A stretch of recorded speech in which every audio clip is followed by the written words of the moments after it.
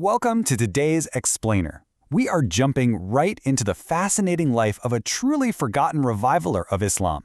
You know, if you study the rich, complex history of the subcontinent, the landscape is absolutely dominated by towering figures.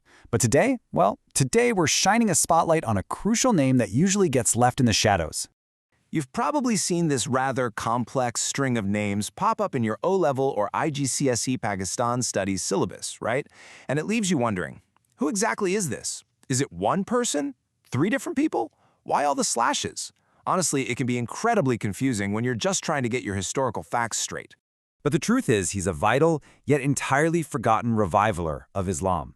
Despite playing an absolutely pivotal role in the religious and social fabric of his time, his historical contributions somehow slip right through the cracks of modern study.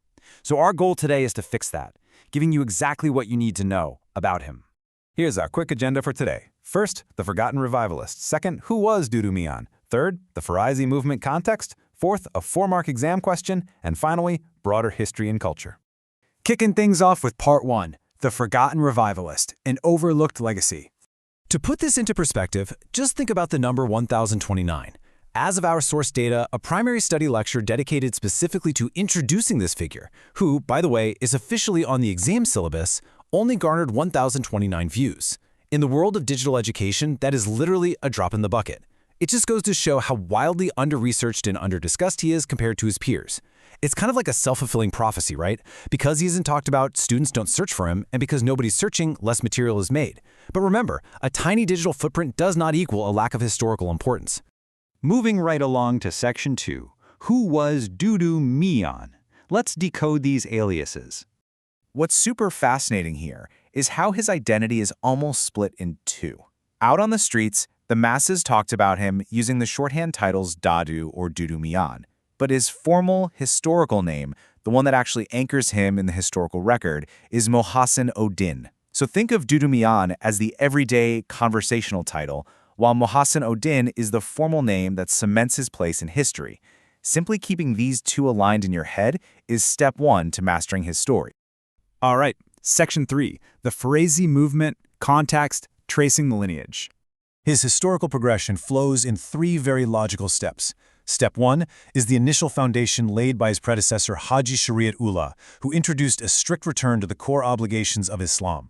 Then, in Step 2, we see that this ideology wasn't just some fleeting thought, it actually coalesced into the highly organized Farisi movement. And finally, Step 3. The leadership of this entire movement passes directly into the capable hands of Dudu Mian, or as we formally know him, Mohassin Odin. He was essentially the torchbearer who took that initial ideological foundation and really gave it momentum. And hey, before you write this off as just O-level or IGCSE prep, you should know that understanding his role is completely foundational for advanced competitive exams across Pakistan too. We're talking Pakistan Affairs, CSS, PMS, and PCS. So, if you grasp his significance right now, you are literally laying the groundwork for some of the highest-level civil service examinations out there. This is high-yield stuff for sure. Now for Section 4, a 4-mark exam question. Let's talk practical application. Here is exactly how all this history practically applies to your test paper. According to our sources, nailing the introduction of Mohassin Odin is the precise key to unlocking a highly probable 4-mark question on your exam. And let's be real, in the context of Paper 1 on History and Culture, 4 marks is a massive chunk of a grade boundary. You absolutely do not want to leave those marks on the table just because a historical figure happened to have a couple of different nicknames. To secure full credit, your answer has to concisely hit 4 critical elements. Number 1, introduce his formal name, Mohassin Odin. Number 2, clarify those common aliases, Dadu or Dudu Mian. Number 3, explicitly state his ideological connection as the leader of the Farisi movement. And number 4, connect him chronologically to his predecessor, Haji Shariat Ullah. If you can synthesize the story of these 4 elements into just a few cohesive sentences, you're proving to the examiner that you fully understand his identity and his context. It's literally the perfect, self-contained historical summary. Finally, Section 5, broader history and culture, looking at the ideological landscape. The contrast in viewership across these historical topics is just staggering. We see massive digital attention given to other key figures and events. For instance, a biography of Sir Syed Ahmad Khan pulls in an incredible 337,000 views.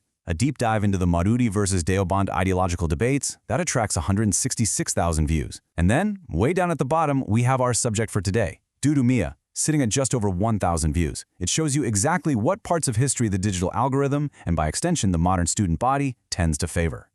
When you compare those numbers side by side, it's wild. In a landscape dominated by hundreds of thousands of learners studying major ideological wars and giant reformist figures, Mohsin ud-Din truly is eclipsed. I mean, the numbers don't lie. He is a fundamental building block of this very same history, yet he is almost entirely forgotten in modern educational media. Which leaves us with a pretty provocative thought to end our explainer today. Looking at how vastly different the attention spans are for different historical figures, we really have to ask ourselves, as you study for your exams, how many other vital figures in your history and culture syllabus are quietly overlooked in the shadow of major ideological wars?